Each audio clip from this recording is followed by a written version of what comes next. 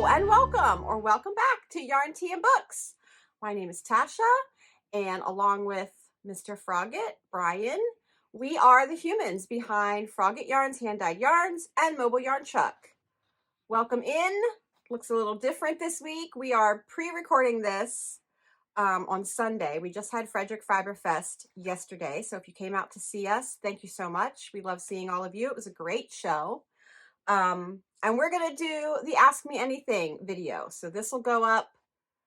You'll be seeing this if you watch it on the day it comes out, Saturday, May the 3rd, because we have a busy week ahead of us and there probably will not be any knitting that gets done. So we're going to skip a normal podcast episode and do an Ask Me Anything. We do, first of all, we have Mug Watch.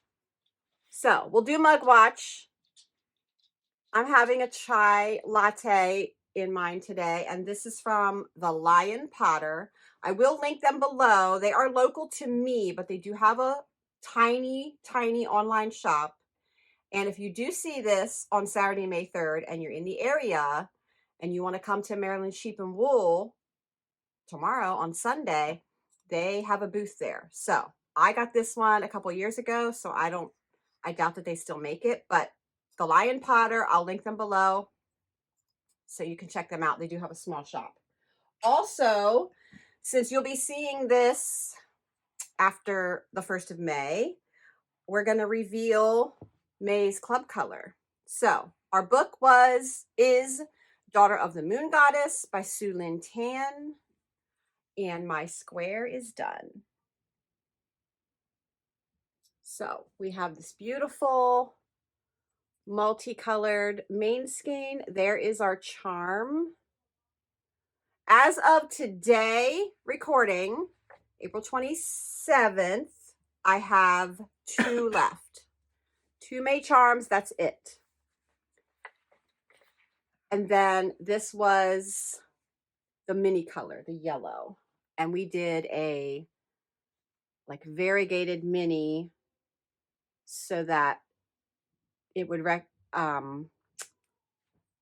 what's the word? It would look like the moon on the front cover of the book, which is like swirly colors. So that's May's Daughter of a Moon Goddess. They have all hit the mail. You might even have yours by now. So Ask Me Anything. You guys asked a lot of great questions. I compiled the ones that were similar or talked about the same things.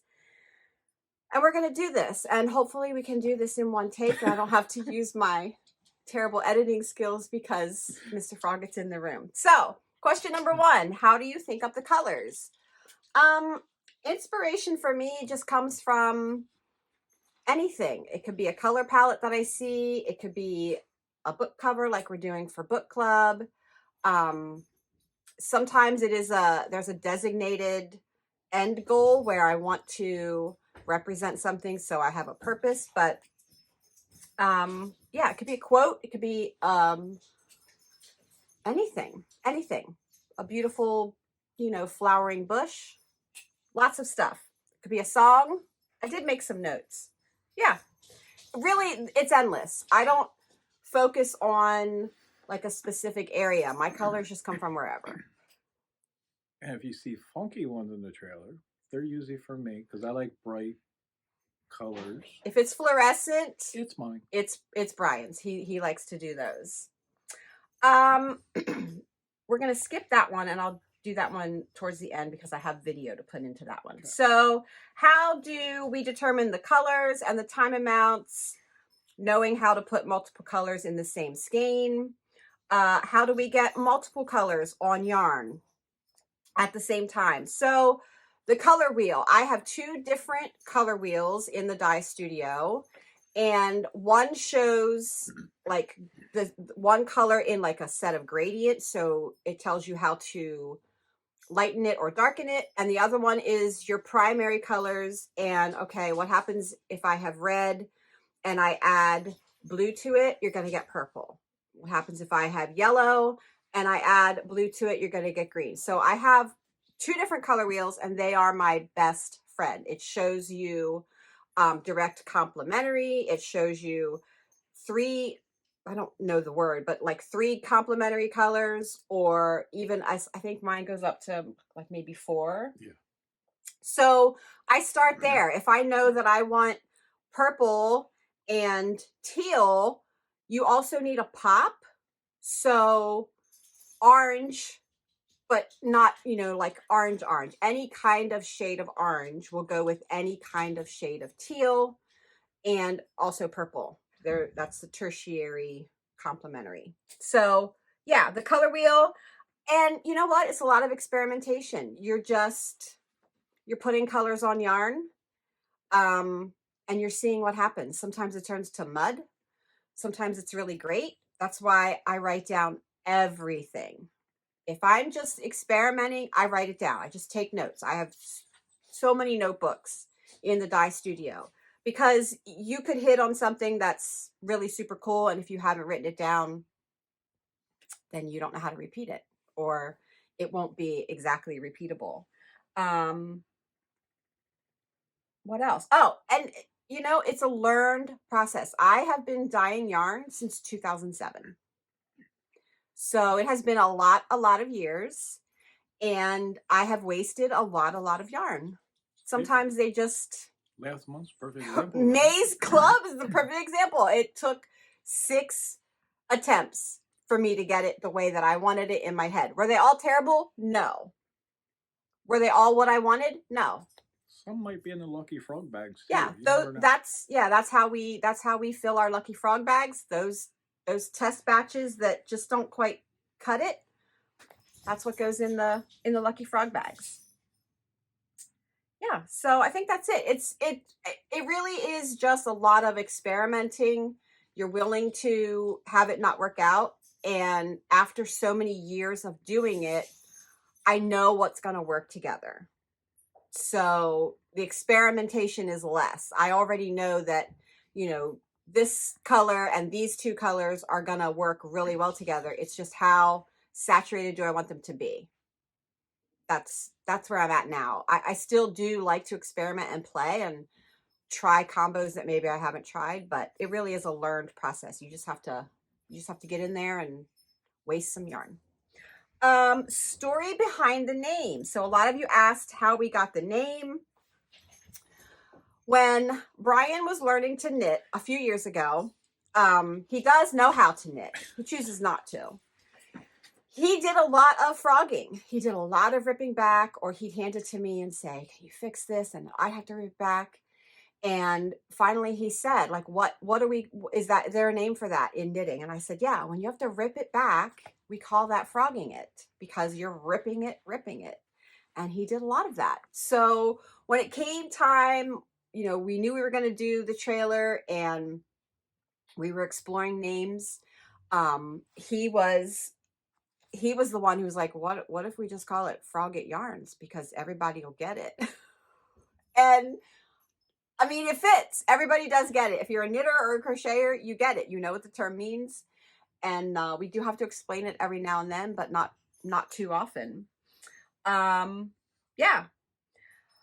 Next question. What was the push to go all in? So my background is in education. I was a preschool and pre-K teacher, also a special ed teacher for many years before this.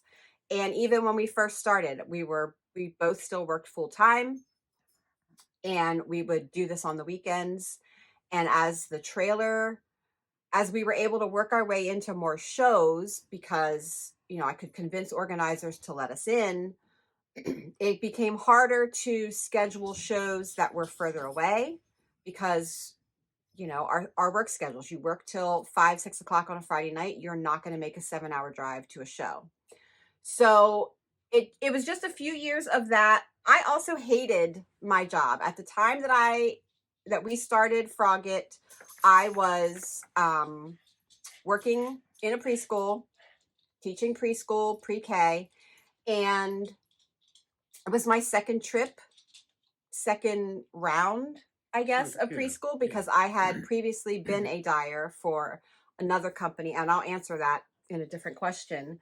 And I hated it. I absolutely hated it the second time around. And it was even at the same center that I worked at previously, but it had stopped being a fun place to work. So, like I said, we were already doing it part-time. It was just getting harder and harder for us to get time off, or for me to say to my boss, like, hey, I need all of this Friday off because we have a 4-hour drive to a show. And I get that. They're running a business. You know, Mr. Froggett has a business with his brother, and at the time with his father. And it was just hard. It was just hard to get the time off. So we yeah, so we sat down. All of our kids were out of the house. All of our kids were off on their own. We sat down, the two of us. We talked about finances. Could I afford to quit my job? And the answer was yes. If we were careful and smart Budgeted. and what? Really budgeted. And really budgeted, then I could quit my job. So August of 2019, I turned in my notice. Terrible timing, folks. Terrible timing. August of 2019, I turned in my notice. We were gearing up for fall season. We had not yet had our yarn on the truck. We had, when we started the trailer, it was yarn from other dyers and other companies. So that was also the push, was we wanted to start to convert it into our yarns. That was always the goal. It's just really expensive to start the business and start your own yarns. So we started with other yarns. So we did our fall season. I don't think we were able to introduce our yarns till the very last show. Till we got the studio going, and you know, and we only had fingering weight. Yeah, we only had fingering weight yarn. And we thought, okay, this is great. 2020 is going to be a great year. We'll work all winter and get more bases and get more colors created. And then, of course, we all know what happened in 2020. So that was the push. The push was, I hated my job. Mr. Froggett this was before back surgeries. I hated my job. So that was the catalyst, was I did not want to do the job anymore. And I knew that if we were smart, we could make it work. Yeah, so 2020 happened. 2021 happened. And in April of 2021, Mr. Froggett had to have his first spinal fusion surgery. So after that, he was not able to go back to his job, which was moving furniture and delivering furniture. So after the first surgery, he was able to get on disability because he has a degenerative disc disease in his back. So there's no cure. And that's when he came to work for me. Yeah. So without him, we wouldn't have the trailer, because there's no way I could drive the truck and the trailer. It's just not happening. So yeah, that was the push. The main push was I did not want to be in education anymore. And I needed an out. So that was my out. How did the trailer come about? So I came to him with this idea of, I want to do a mobile yarn truck, because at that time, this is 2016, there was the Yarn Over truck. And the one that was from North Carolina. And there was one from North Carolina that we knew about. I hadn't yet seen Yarnbirds. So our friend Robin is the Yarnbirds yarn truck out of Columbus, Ohio, but I hadn't seen her truck. So I only knew of two. And so in my head, I'm thinking, okay, I want to do a yarn truck, so it has to be a truck. And Mr. Froggett quickly vetoed that. We looked at a few things. We looked at like a smaller school bus, and he's like, no, people are not going to be able to get in. And what are you going to do when we get there? We both drive on this drivable thing. We don't have a car then. How are you getting to your hotel? How are you getting back and forth? So it was his idea to do the trailer. He took me to, we have a trailer store dealer place, and he took me there on like a Sunday when they were closed, but the trailers are not locked. And we took a roll of painter's tape, and he said, let me tape it out for you. Let me show you what my idea is. He gets 100% credit for the trailer because it was his idea. Like I said, he vetoed the drivable unit. And that's what we did. We went to this trailer lot. We found a size trailer that we were comfortable starting with, and he taped everything out. He taped out the checkout counter and the walls. You know, this could be grid and this could be cubbies, because when the trailer first started, we had cubbies on one side, and he taped it all out. And then I could see it because I could not see it. I'm very visual. And I wanted something that anybody could get in. Right. Because I have issues, and I know other people do too. So our trailer with the ramp is fully ADA accessible. We've had wheelchairs, scooters, strollers, walkers, you name it, they can get in the trailer. It's a very low ramp. Nobody has any issues. We have a side door with steps, but we have a ramp for everyone. So yeah, the trailer came about because Mr. Frog had said, no, we're not driving two vehicles. And no, I want everybody to be able to get in and out of the trailer so that everyone can shop. This is a big one. So lots of questions about what is your yarny origin story? What was the start of your love for yarn dyeing, your business, how you got into dyeing, all of that stuff. So my yarny origin story is I worked at the high school at the time, our local high school. I was in special education. I worked with a group of children, not children, teenagers in our life skills program at the high school. So they had Down syndrome or other learning disabilities, and that was what I did for 5 years. Growing up, I only knew how to crochet. That's all my mother knew. That's all my grandmother knew. So that's what they taught me. But nobody knew how to knit. Nobody that I knew how to knit. And I wanted to learn to knit. So I took myself to AC Moore. I bought the worst skein of yarn in the world to teach yourself to knit. I think it was like a boucle type yarn. Yeah. Plus it was like dark purple. Hello, you can't see anything. And I bought a learn to knit kit. So it had a little booklet and it had some I don't even know, metal or plastic needles. It had a bunch of little stuff in it. They're probably in this room somewhere.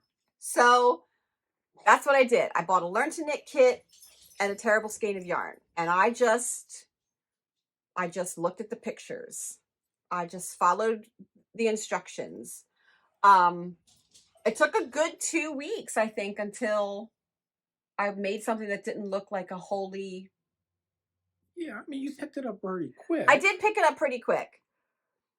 And then you picked up good yarn. And then for some reason, when I wanted to make a project, so like I had bought a book that was like, I don't know, beginner knits or something. And it was, my first project was a hat that you knit flat.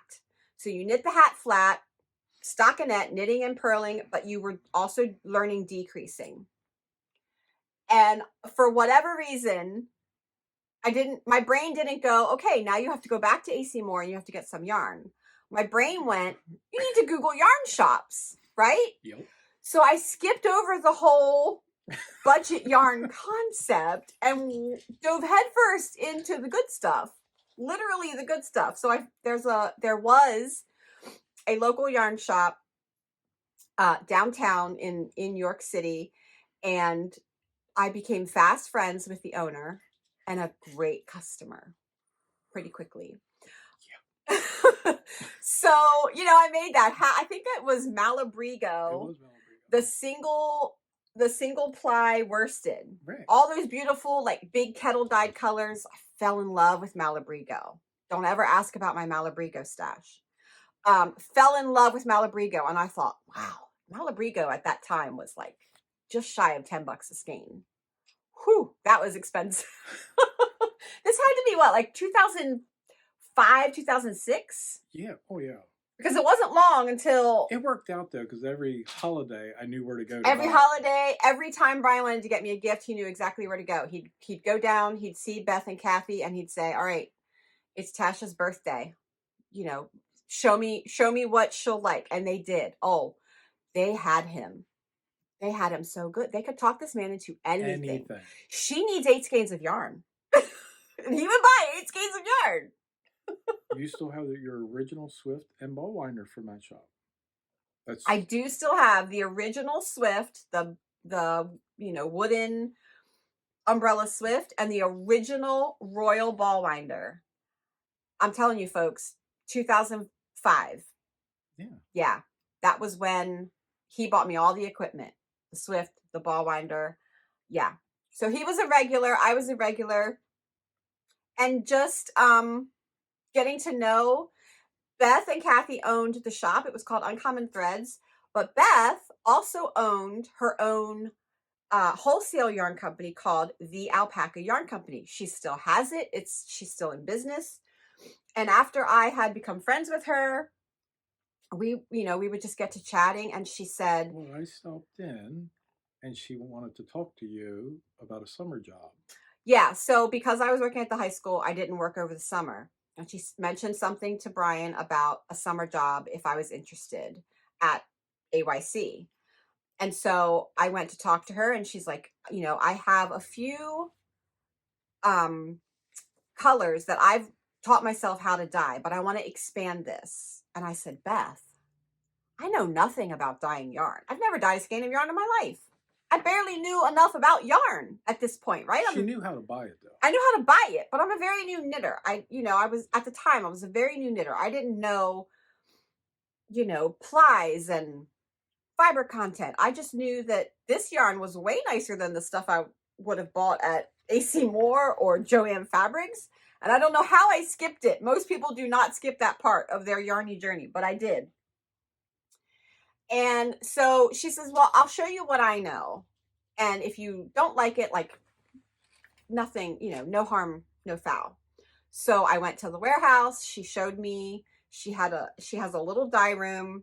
It was literally like 4 single burners with these big pots. So at that time we were dyeing in the big, like, stock pots, the huge ones.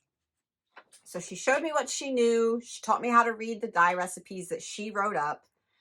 And she left me, try a color. And I was like, okay, I can do this. This is not hard. So I worked there for the whole summer and fell in love with it so quick that I turned in my resignation at the end of August and never went back to the high school. So 2007 is when I started dyeing full-time professionally for AYC. I stayed there until 2014 because I had to have surgery on both of my hands. And hand doctor said, you probably shouldn't go back to doing whatever it is that you're doing. So sadly, I left. That's when I went back to the daycare. And that's when I hated it so much the second time. So I only stayed at the daycare, like I said, till 2019. And I said, that's it, I'm done. So that's kind of how it all started. Did I miss anything?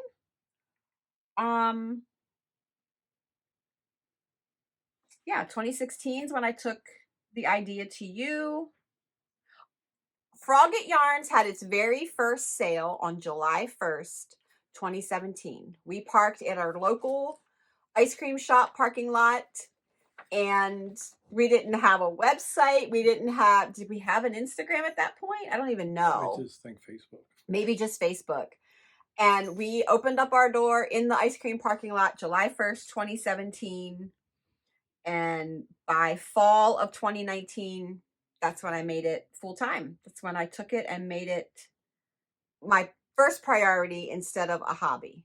I decided it couldn't be a hobby anymore. It either had to be all or nothing because it was too hard to just be a hobby.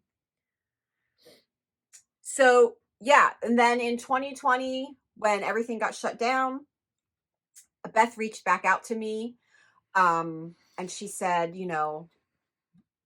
how about coming back part-time? I can help you out. You can help me out. That was after the shutdown. And so I did go back to AYC for maybe 2 years until everything picked back up again in the fall of 2021. Shows started coming back up. And that was when, I said, okay, I can no longer come here and dye yarn for you. I have to dye yarn for me and focus on the trailer. And so also conflict of interest. Yeah, color development. I didn't feel right developing colors for her yarns because then that was, that would take colors away from my line. So it did become a conflict of interest, but we parted on good terms. So all was good. And we're still good friends. Yeah, we're still good friends. All right, next question. How do you start seeing the outcome or threads of color? I usually visualize the color. So, perfect example is May's color.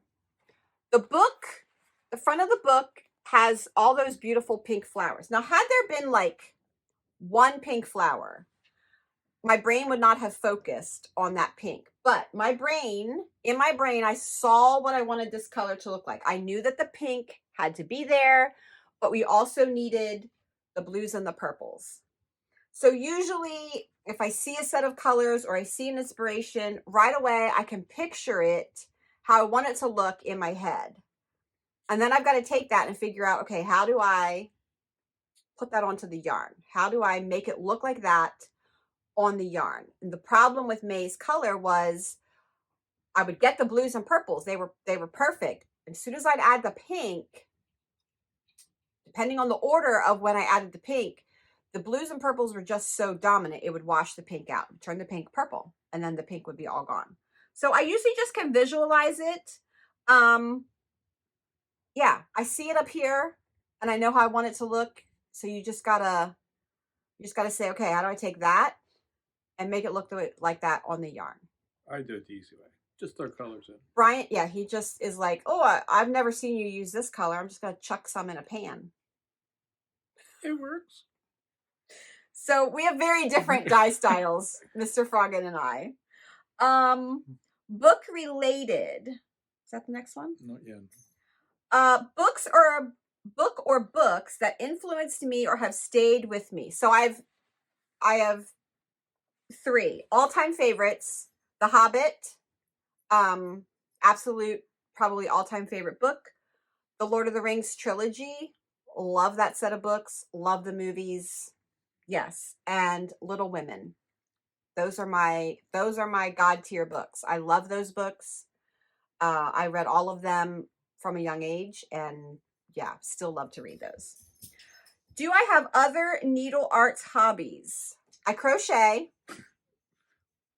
and I do have all the things needed to embroider, and I can embroider. I do it very, very occasionally. Okay, keep going. Needle arts. Okay. What else else? is in this freaking room? You got all your journaling. Well, that's not needle arts. Oh, is that? I do have other hobbies. So I do make journals, junk journals, we call them. I do spin. I bought a needle felting kit You never did anything last with year at it. Maryland Sheep and Wool. I have yet to try it. Yeah, that's it. Knitting, crochet, spinning. I do know how to weave. I do have a small rigid heddle loom. Yeah, I got that for your birthday. I don't enjoy it. I enjoy the weaving part. I don't enjoy the warping and setting it all up. It takes forever. Yeah, so mostly it's knitting, crochet, spinning, and I love to do my journals. That's probably it. Okay. Am I missing something? Oh, collecting yarn. Well, that's a different hobby. Okay, I collect yarn and I read yarn and books. That's why it's called Yarn, Tea, and Books. Okay. Does Mr. Frogget know how to knit? Yes, Mr. Frogget knows how to knit. He just chooses not to. He does have a circular sock machine. A couple of Christmases ago, I got him an Erlbacher Gerhardt Speedster circular sock machine that he also knows how to use, but chooses not to. Did our children inherit the creative gene? Kind of. Our youngest son is a very, very talented artist. He can draw anything. Our oldest, who is our daughter, she can be creative when she needs to be. So an example would be for her wedding. She got very creative for her wedding, did a lot of stuff on Canva, and that kind of thing. And then our oldest son, who is our middle child, is also can be creative when he needs to. He built an entire like floor to ceiling built-in unit in his house in Baltimore, the house that he bought for like his records and their book storage, and it turned out gorgeous. So they can be creative when they want to be. They're not They don't Or pursue it as much as I do. What do I dislike about knitting or crocheting? I hate making a gauge swatch.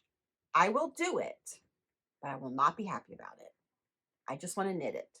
I don't want to make the gauge swatch and then realize, oh, I'm 3 stitches off, and I got to make another gauge swatch. So but you also get confused. You don't know if you should go up. I Or go always, down, you know, don't- how many years doing this, and I still can't figure out. Okay, I have too few stitches per 4 inches. So am I too big or too small? I just whatever. You just won't know. Crochet. I have to hold. I have to tension the yarn when I crochet in my left hand because I hold my hook in my right. But when I knit, my yarn is tensioned on my right hand. So it's just weird. I don't have great tension with crochet because it's in my left hand, but I get by. I get by. What is my knit or crochet strength? I wasn't sure how to answer this. I know how to read a chart, both knitting and crochet charts. I mean, I'm a fairly advanced knitter.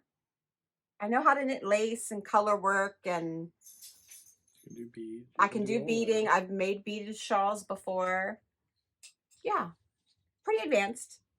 Have I thought about raising sheep? No. At a time, we did have a herd of alpacas. We had 7 alpacas out back of our house. And they were fun until they weren't. And no. They were fun until I had to shear them. Yeah, we sheared them ourselves, and alpacas are not like sheep. You can't just stand them in a, up on a platform with their little heads. They won't stand still. They literally will scream and screech like you're killing them, even though you're not. And you're tying them down. And Yeah, you have to tie them down. You have to hold them down. It's a whole thing, and it was not fun. So no sheep for me. What did the 2 of us do before this? Like I said, I worked in education, preschool and special needs, and Mr.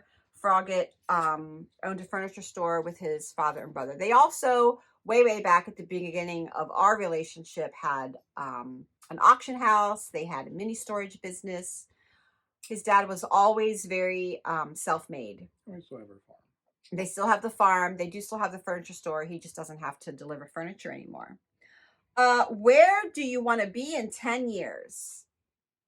I want to be retired, traveling, and enjoying grandchildren. Where do you want to be in 10 years? About the same, but I still want to. I don't know if I want to give up the whole yarn business completely by then. I would like to not have to do 14 shows a year. Yeah, we can bring it down a little bit, but I still want to go out there and a lot of it.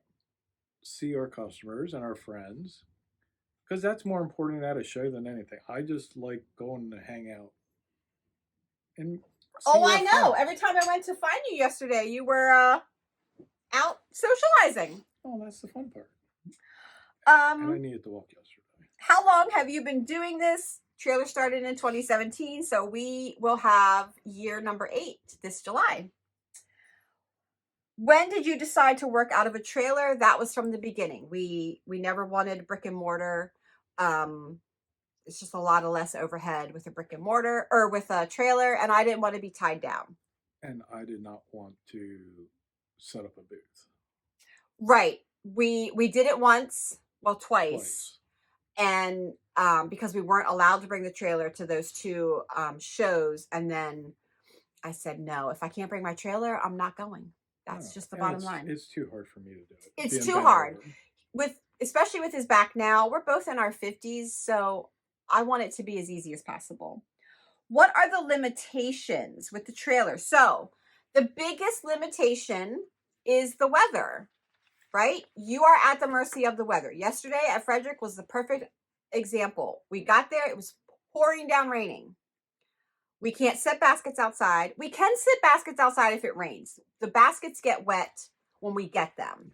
But I don't like to, because that means I have to bring them home. I have to take them down all out of the trailer, whatever's left, and put them in front of fans and dry them. Otherwise, they get really weird if you just let them sit and be wet, right? So you can't sit anything outside. If it's super, super rainy, we can't even open the back door because I don't need all that to blow in. We do have a canopy out the back that helps a lot. So the biggest limitation is the weather. If it's hot, you're hot. If it's cold, you're cold. We do have a heater, we do have a fan, but they only go so far. You know, the heater literally sits in front of me. It's not heating the whole trailer. Well, you're more important. If I'm warm, I'm happy, and that's the only one that matters. And the other biggest limitation, I think, would be space, right? We always have to be concerned about, if it's a new show, can we get the truck and the trailer into our spot and still be able to unhook the truck? He can put the truck and trailer anywhere, but sometimes organizers don't get it when I say, okay, I have a 30-foot trailer, well, 24-foot, with a truck attached. So you're like 50 feet long in total to get in and out. So space, you know, it's always Well, are they asking about the limitations of the inside of the trailer or getting the trailer where it needs to any be? limitations. So inside limitations would be, we can only bring so much yarn. We can only bring a certain number of skeins per color. We can only bring a certain number of colors. What's in the trailer at any given moment is probably a third Of colors. of my dye book. Yeah. You know, so that's why I always say, if you don't see it in the trailer, it's online, because I can have as much as I want on the website. Right. And We can only bring quantity in, wide too. right. You know, if you need a If you sweater need that top, sweater quantity of copper pennies and I only have 3 in the trailer, guess what? You're going to want me to dye it for you all at the same time anyway, if it's going into a sweater, because then you know it was all dyed at the same time on the same day in the same conditions. Yeah. That's hand dyed yarn. because that also goes back to with the dyeing, you know, your pH levels from Yeah. the water and all that. Yeah. If we dye it all together, If we then dye we it all know that together, pH is going to be the same that Yeah. whole time because we are on a well. We're on a well, so our pH fluctuates, and I'm not adding, you know, pH balancer. I add my acid because you need the acid to fix the dye. So yeah, that would be the other limitation, would be inside. We can only have so many bases. So, you know, we'll trial a new base, and if it doesn't pop off, it goes, and we'll trial something else, because we can only have a certain amount of bases. We only have that much space. We have 24 feet by 8 feet. That's it. Well, both sides. Yeah. But I mean, and we look at, we want to give you a lot of color options. So even when I designed the first trailer, I was always looking at how can I get as much in the space that I can possibly get in, that it doesn't look cluttered, but to give you a lot of color options. You know, so I, and it comes from my dad, because with our stores, you can't sell an empty space. So I always felt like I can figure a way to get things in, make it organized, and make it look good. And even when I redid the new trailer, you know, I added some little things. I spread everything out further now in the new trailer, but I actually have a lot more in the trailer in 4 feet. and we don't have to have yarn on. So if you've ever been in the trailer, we have 2 racks at the back that open up onto the ramp. So when we put the ramp down, we put those racks out. And in the old trailer, they were full of yarn. So if it did rain or it was super windy, you know, we were always worried about how do we keep them dry. Well, now that space has been reserved for samples or just maybe some special kits. So it's easy to bring them in. So all of the yarn that was on those racks Are now that inside. used to swing out are now inside. So it's really easy. If it's super, super terrible weather, we can keep the back door shut and you can still come in and shop, and you don't feel like, you know, there's yarn right there, because it would just be a couple of samples. Yeah. And I mean, it just, everything worked out perfect. I mean, We love the new trailer. with redoing it, you know, I learned a lot from the first trailer when I did that. Because, I mean, that was every night after I came home from work, I would get home at 7:30, 8 o'clock, because our stores were open until 7 o'clock every night. So I would stop at the hardware store, pick up stuff that I would need, come home, work all night long until 11, 12 o'clock, working on the trailer. And then the new one, it just made it so much easier because I knew what worked. I knew the look that I want, because you know, I want to keep the sort of the same look, but I wanted it different, which I think I accomplished that. When Shannon came to see us at Nash and she said, it still looks like you. It's Right. new, but it still looks like Frogget. Yeah. That was the best compliment. So Shannon, if you're watching, thank you. We love it because that's what we wanted. We wanted it to still, we wanted people to like come in and us. say, oh, okay, well, it still looks like you. It still is your style and your aesthetic. You just, it's a little bit bigger and it's a little bit brighter and you freshened it up. Oh, it's definitely brighter. Lots brighter. So that will lead us into the last one because I have some clips of me in the dye room and I'll do a voiceover, but someone had asked, I think it was Kelsey, she asked anything about the dye process. So the dye process is pretty simple, honestly. You need heat, you need water or steam, and you need your dye, and you need your acid. So acid dyed yarns get a really bad rap, and I don't know why, because the acid that we're using is literally edible. You can either use vinegar, which I did for years when I worked at AYC. Love yarn that smells of vinegar. I don't know why. Or you can use citric acid. If you've ever had a Sour Patch Kid or pretty much any candy, you've had citric acid. And it tastes the same. I tried it. It tastes the same. So that is the acid. That's what's helping to bind the dyes. Our dyes are acid reactive. That's what sets them. You need heat and you need acid. So that's how the magic happens. You can either do it in a steamer pan. So a lot of our speckles, the yarn is wet. We speckle the dye on that's mixed with the acid. And then it's in a steamer pan, so it's never touching the water, but it's getting the steam. Put a lid on it, let it steam for its time, and the speckles are set. Other ways we do it is, putting all of the water and all of the acid and all of the dye in the pan first, and then adding the yarn. That's how we do a lot of our tonals / semi-solids. And you heat for a sustained amount of time. So when we first started, we were on burners. Well, we're still on burners. We still have some colors that cannot be done in the dye cabinet because it's just too many layers. And every time you open that dye cabinet, you're losing 15 to 20 degrees. So if I fill the cabinet, I want to fill it, close the door, and walk away. So it stays at the high temp the whole time. So it's not constantly fluctuating. But there are a few colors, and of course they're the top 3 best-selling colors that can only be done on the burners. Well, and because it's layer, you have to let that clear before you add the next layer, let that clear, add the next layer. And I'm just not going to do that in the cabinet. What I can do with those same 4 layers on my burner, and I can do that in under an hour, would take an entire day in the cabinet because I'd have to put it in for 2 hours, take it out, add the next layer, put it back in for 2 more.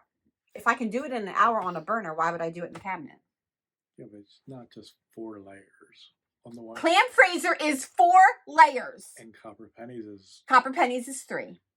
With 20 different shades of color. Anyway, so that's the dye process kind of in a nutshell. You need heat, you need your dye, your acid, and you need water and or steam. And you have to sustain those temperatures for a certain amount of time until it's exhausted. And that's the other important thing. So yes, the dyes that we use are toxic. If you open it up and you put it in your mouth, yes, it's toxic. But if it's done the right way, then that wastewater is not toxic. And the dye on the yarn is not toxic. So we make sure, especially when we're doing, a deep saturated color, when that color comes out of the oven or off of the burner and I pull the yarn out, the pan needs to be clear because that's going down my drain and out into my sand mound and back out into the ground. So we do it safe. We follow all the rules. So the wastewater is not toxic. And nothing is toxic about what we do. The dyes themselves can be, yes, there's heavy metals in some of them, but I wear a respirator and I do all the things that I need to do. Most of the time. Most of the time. Sometimes I forget. Or you're having a heat flash. Or I'm having a heat flash. The worst thing is wearing that rubber mask on your face when you're sweating. But It's important to wear the respirator, especially when speckling, because that stuff flies everywhere. Everywhere. There's pink on the ceiling downstairs. It's everywhere, especially on the floor. Especially on the floor. So that's the dye process in a nutshell. I have some clips that I will pop in here. Hello and good morning from the studio. It's Monday morning, and I thought I would just film a little bit to pop into a future video or maybe the Ask Me Anything. We are in the studio today, and today is one of my favorite kinds of days in the studio. So prep for Frederick Fiberfest is done. I'm not sure when you'll see this, but that's our show coming up this weekend. It's done. All the yarn is dyed, the trailer's loaded. So I get what I like to call a play day. And that is I get to come down here and do testing and development of colors. In particular, I am testing 2 upcoming club colors. And yeah, I have to dye a couple of batches of Maize Club. I'm just trying to keep rolling on the retail orders that you guys are sending in. So I'm going to do a couple of batches of that to stay ahead, and then I get to play. So I thought I would bring you along. It's Monday. I look a mess. The pollen is terrible in my area. I am year-round on an allergy med. And you guys, I'm feeling it. My throat, my head. So yeah, I'm quite puffy this morning, so I apologize for that, but what can you do? So yeah, so I'll bring you along. I don't know if I'll talk through everything. I might do a voiceover because I don't have a mic, so I don't know how close you guys will be to the action. But I'll bring you along. So here we go. Okay, so we're starting with Maize Color, and you can see me pouring on the first layer. There's nothing in the pan except for the wet pre-soaked yarn, and I've got all of my dyes mixed up in little jars. And so I'm pouring on the first layer just in the order that I want, blues and purples, and then we'll do the pink last. So there's the pink that kept eluding me going in, and then we need to flip it over. So I almost poured on before we flip, so here we go. We're flipping it over because I want to do the same thing on the other side. So flipping it over, getting the yarn back where I want it to be, and then we're going to pour on the same colors on the second side. So same thing, whatever I did on the first side, I'm doing on the second side. There's a few exceptions. And here I am realizing I didn't stir my jars, so we're going to stir those jars first. And we're just going to continue to layer. There's no acid in any of these jars yet. I want them to not strike super quickly, so there's no acid yet. We'll add that in a later step. So we're just going to continue to layer.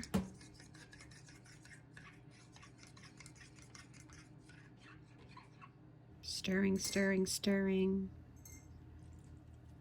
And there goes the pink. So then after these layers are on, we will, I think I'm adding, oh, never mind, still have more. Oh, that's right, it didn't all dissolve in that first jar because I had forgot to mix it, so I was just getting all of the dye out of the jar. Now I'm doing the speckles. So Maize Color has some of the gold speckles, and I did those only on the one side because I didn't want them to be overpowering. So just some gold speckles on this side.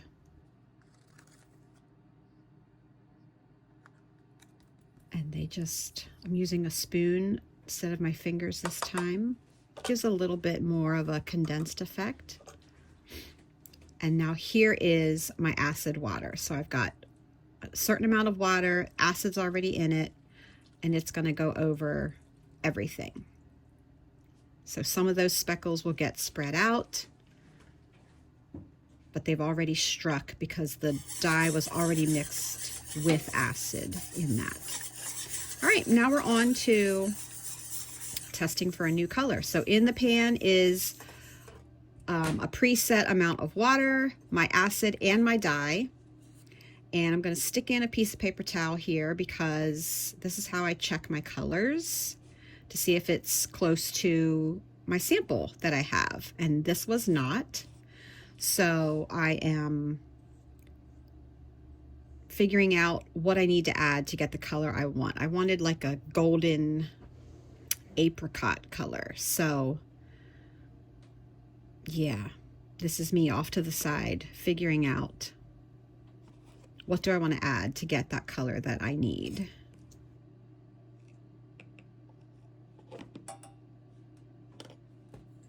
So I figured it out there, popped it in.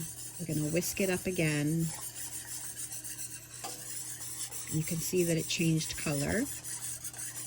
And that's going to be exactly the color that I want. I'm going to test it again though with a paper towel here.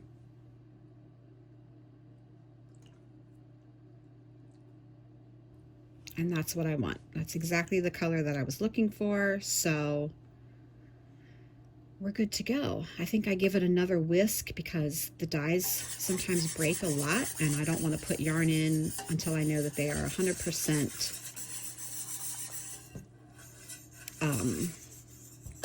dissolved and mixed in really well.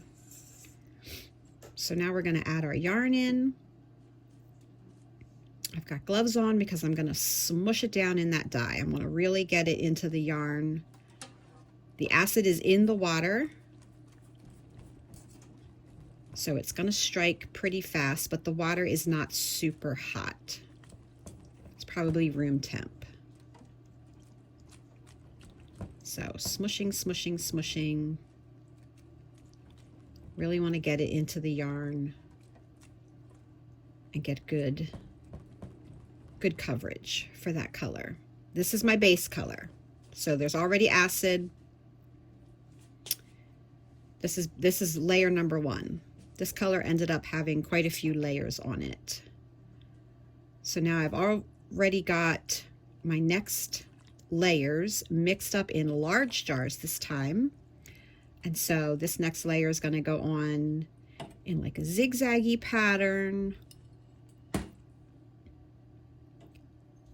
So that's the next layer.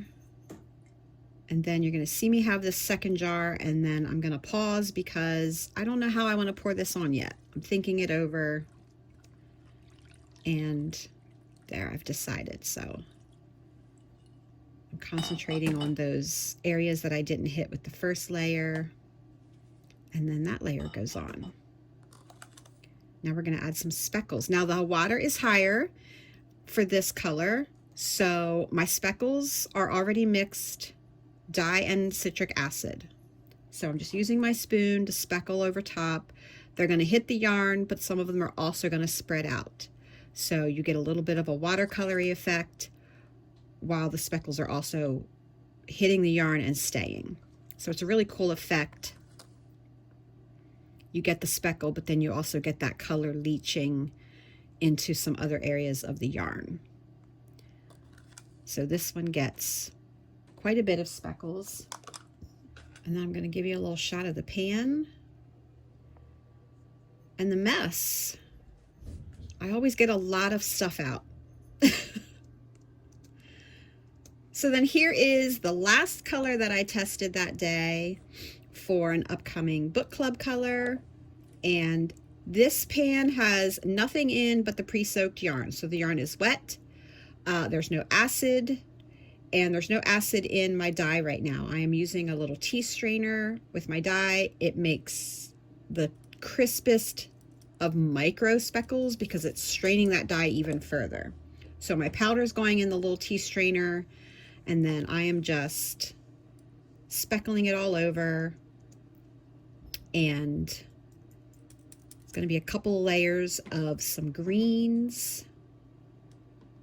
And yeah, I'm just stopping and starting at different points sometimes. If the dye powder is really fine, it'll fall through the strainer really quickly. So I'm always moving it around to make sure that there's no big blobs in anything. So we're still layering, adding those greens. And then I use my tongs to help me flip it over so I can keep all of the skeins on the right side. Flip it over.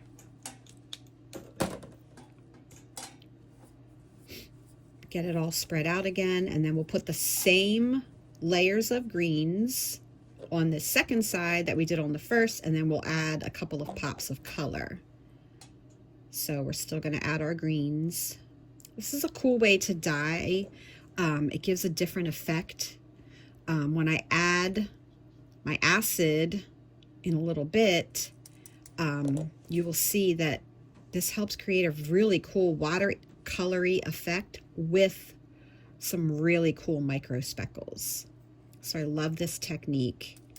I've been playing with this technique quite a bit because you can really get some amazing color combos this way. So we're still adding some greens.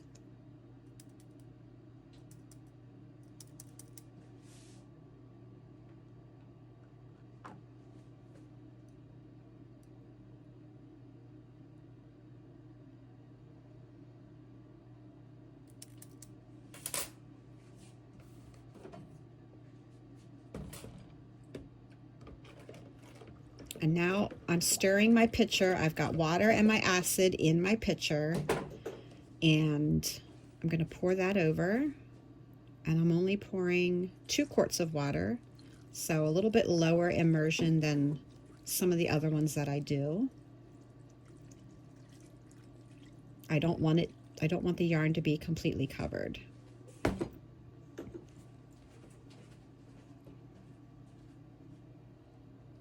And then I'm just going to use my spoon to make sure that all of the yarn is in that dye and ready to go before I add that next pop of color.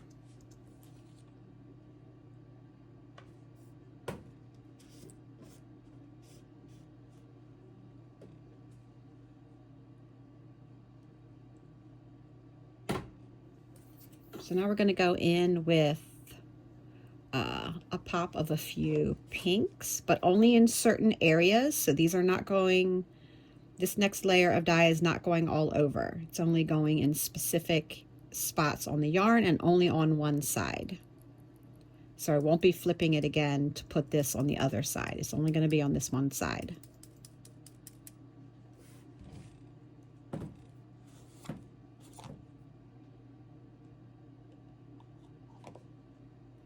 A little bit of a different color pink now going on this right on top, so you get that nice mixture.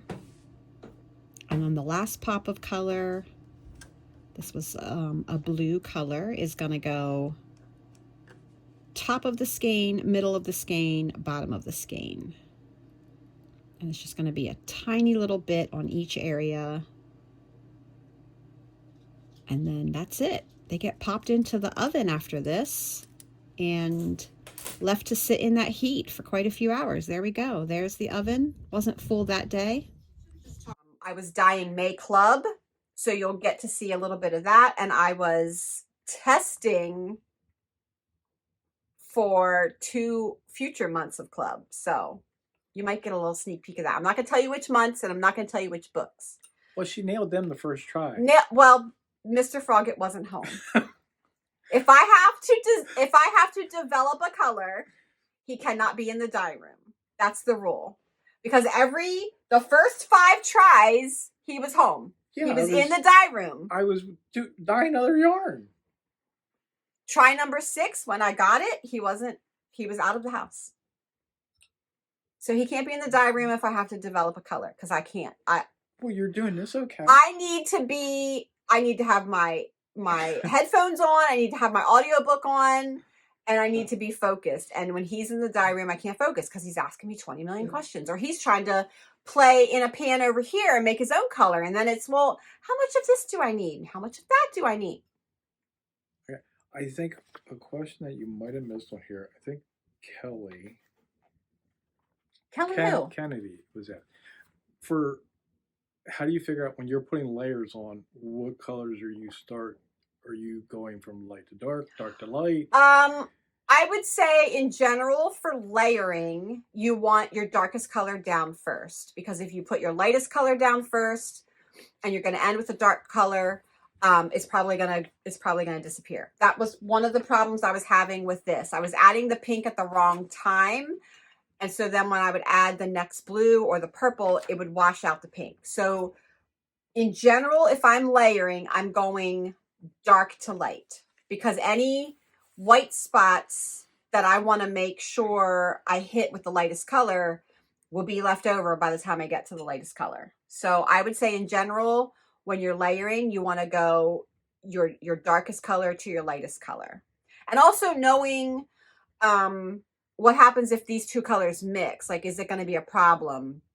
So if you're doing, like, if you've got some blues and you want to add some pinks or some reds, they're going to make purple of some shade when they touch. So you need to make sure that you take that into consideration. Again, the color wheel is your best friend. And that's what happens when I do a lot of my fluorescence. If they hit wrong. When he does the fluorescence, if he puts too many on top of each other, it's just mud.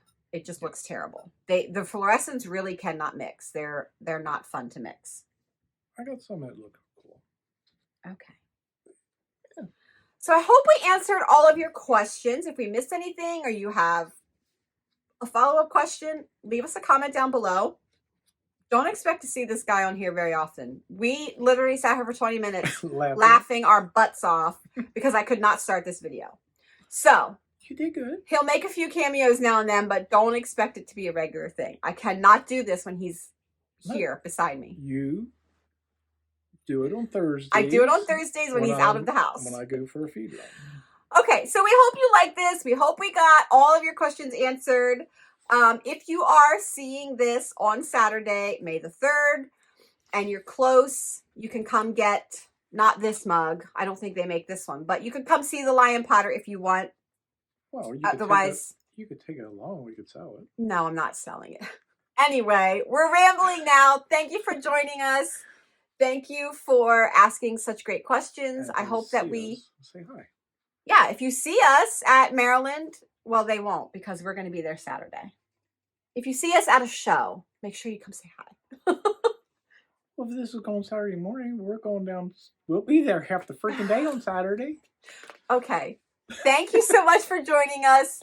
Next weekend will be a regular episode, and I will show you everything that I got at Maryland and Frederick and Yarn Centric. There'll be a haul. And there'll probably be a book haul because I have to hit the bookstore this week. So anyway, it'll be a regular episode next week. You can get anything, Frederick. Yes, I did. Oh, yeah. Okay, yeah, you got your... All right. Meet us back here next week. Same time, same place. And until then, happy making. Bye. Bye.